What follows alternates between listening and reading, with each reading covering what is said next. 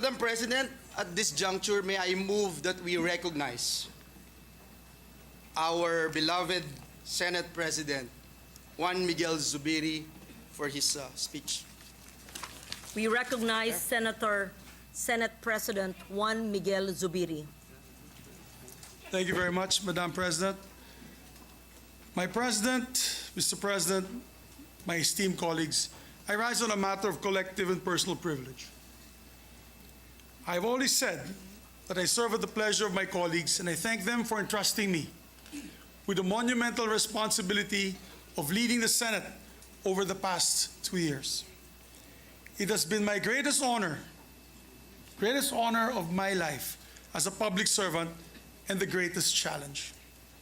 Never could I have imagined as a neophyte senator learning the ropes from some of the best luminaries of the Senate in Senate history, such as Ed Angara, Joker Arroyo, Miriam Defensor Santiago, Juan Ponce Enrile, Frank Drilon, and many others, that I would one day bear the blessing and burden of the Senate presidency itself. I have given this job my all. Not only have I maintained my untarnished record as a public servant and my streak of perfect attendance since 1998, but I have also done my best to rise to the occasion as a leader responsible for this entire institution and everyone under its care. Today, I look back on these 2 years with immense pride on what the Senate has accomplished and stood for under my leadership. In these 2 years, we have legislated with an eye towards progress and a heart for service. We have spearheaded landmark measures as the Public-Private Partnership Code, the Maharlika Investment Fund, the Internet Transactions Act, the Real Property Valuation Assessment Reform Act, the LGU Income Classification Act, and the Anti-Financial Scamming Act, and many, many other measures that bring a more dynamic economic landscape and create more jobs and opportunities for our people.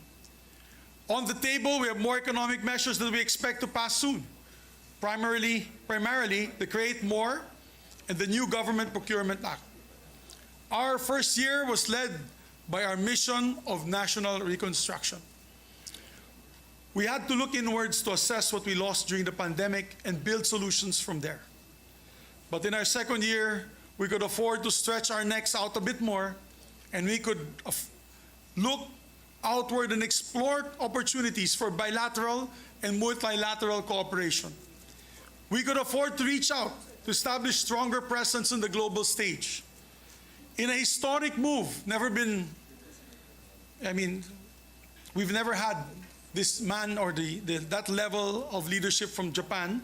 We called a joint session to hear an address from Japanese Prime Minister Kishida Fumio. It was us, our dear colleagues, who invited him to address the joint session of Congress in our trip to Japan. And we had the honor of listening to a message from the former Senate UN Secretary General Ban Ki-moon in this very hall at the invitation of this Senate.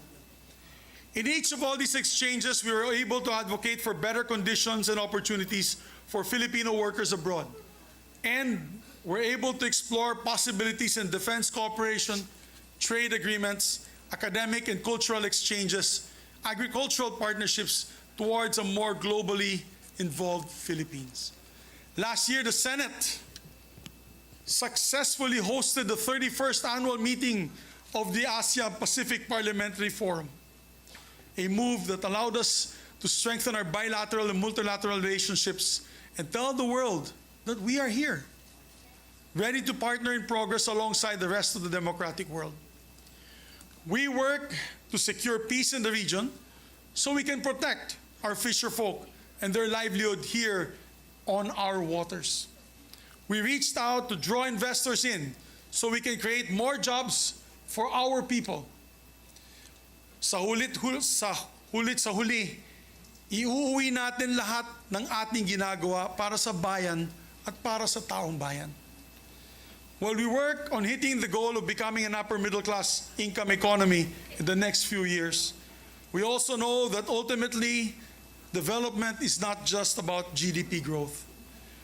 Walang tunay na kaunlaran hanggat may Pilipinong namamatay sa gutom o sa kawalan ng serbisyong medikal.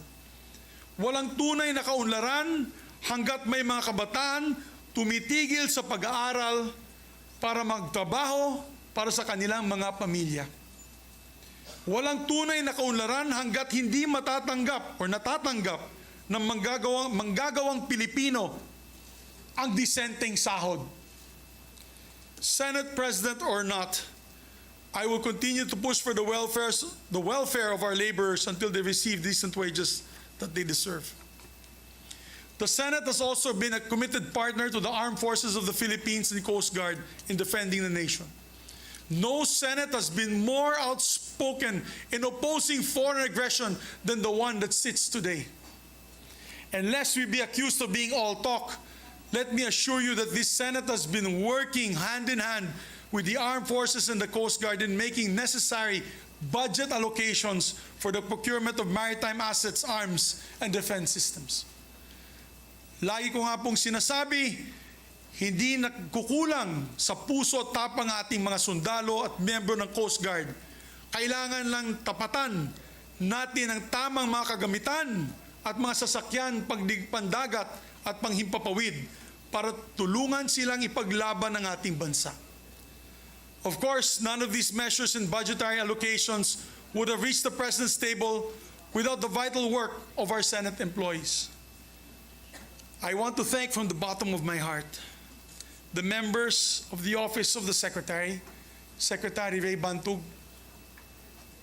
Legislative, Administrative, and Finance Services, of course, Attorney Mavic,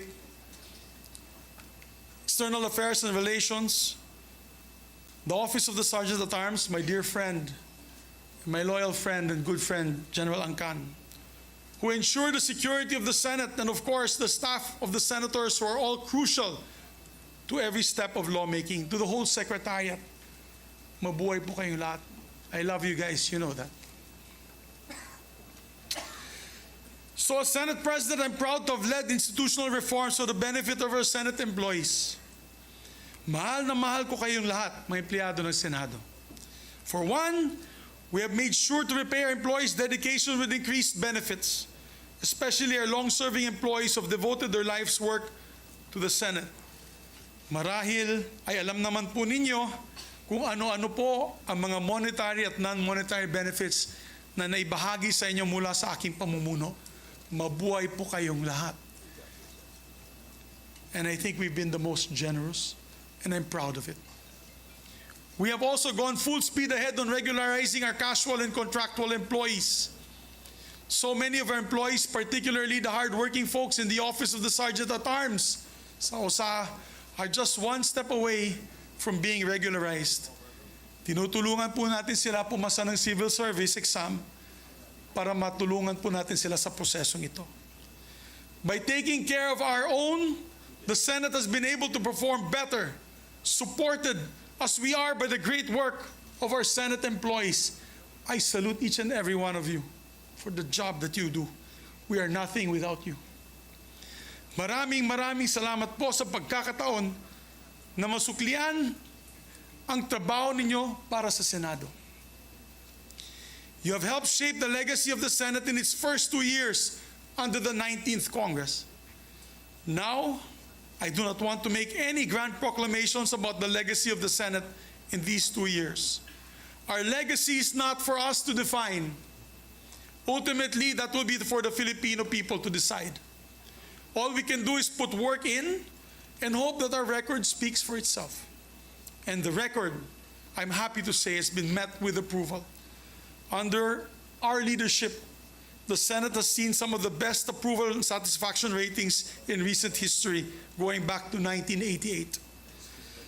Napakalaking karangalan po ito at nabigyan po kami ng lakas ng loob na lalo pang pagbutihin ang serbisyo natin dito sa Senado.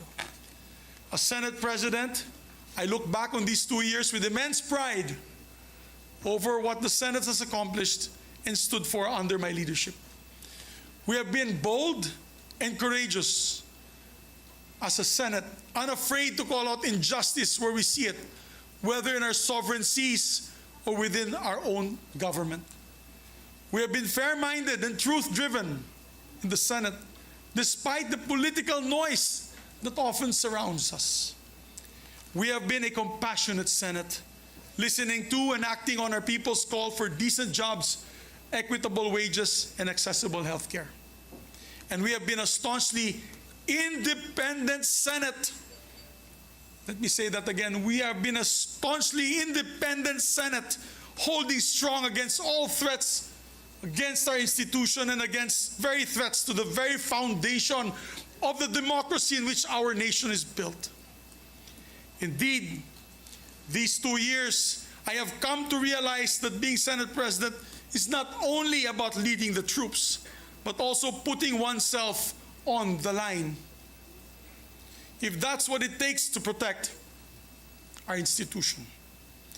And so I have put myself on the line to shield the Senate from all attacks, particularly from efforts to diminish the powers of this institution as the country's last bastion of democracy. In January, we fought against the dreaded People's Initiative, which would have destroyed this very institution I'm standing here right now. God knows what I had to do to defend the Senate. Throughout all this, I could count on each and every one of our colleagues, both from the majority and the minority, whose wisdom and cooperation helped shape the identity of the Senate for this post-pandemic age. But I want to thank my leadership team and those who stayed beside me till the very end.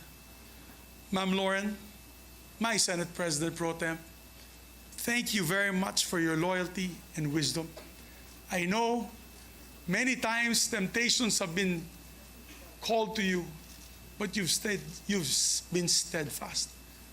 Maraming salamat, ma'am. True test of character. Maraming salamat. To my dear majority floor leader, pare, thank you for your hard work and dedication. Isa ka sa pinakamasipag nating majority floor leader. Pare, thank you for your friendship till the very end. I love you. You know that. Mahal kita. I will always cherish your support. To Sunny, possibly the best finance chair this institution has ever had, I thank you, sir. I thank you. You know, your father was like a father to me. And I'm happy to call you my brother, sir. Senator JV, what can I say? Your loyalty, your friendship and hard work, which you helped steer many important measures in this institution. Sir, I'm proud to call you my friend. Nancy,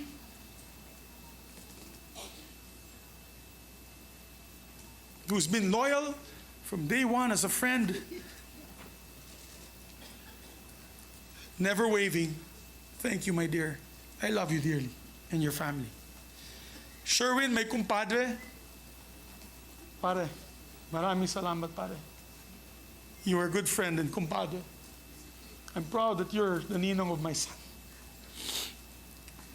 To Bato de la Rosa, who stuck it out with me till the very end. Sir, I salute you, sir.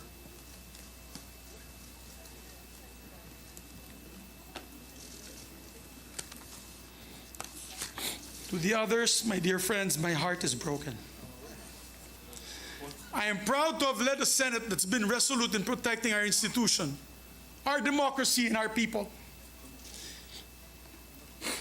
Being an independent leader, I gave way for each member of the Senate also to be independent and to come to decisions through collaboration rather than direction.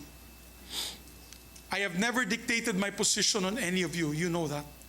I've always supported your independence, which is probably why I face my demise today.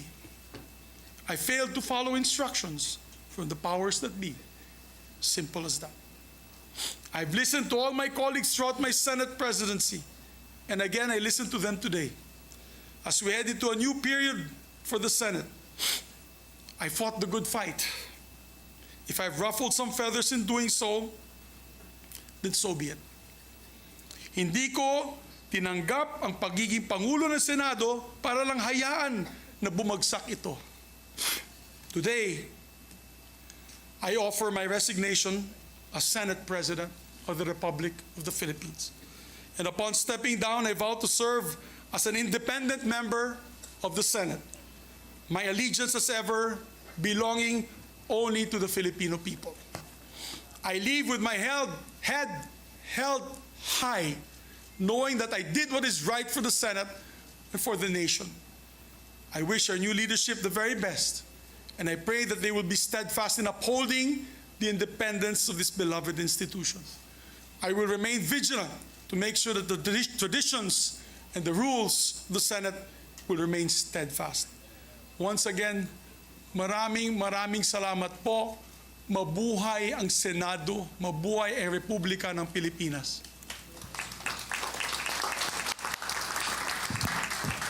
Thank you very much, Senate President Juan Miguel Zubiri, for your heartfelt speech. We are grateful for your service to the institution. Thank you for your service to the nation. Thank you for a job well done, Senate President Juan Miguel Zubiri. Session is suspended.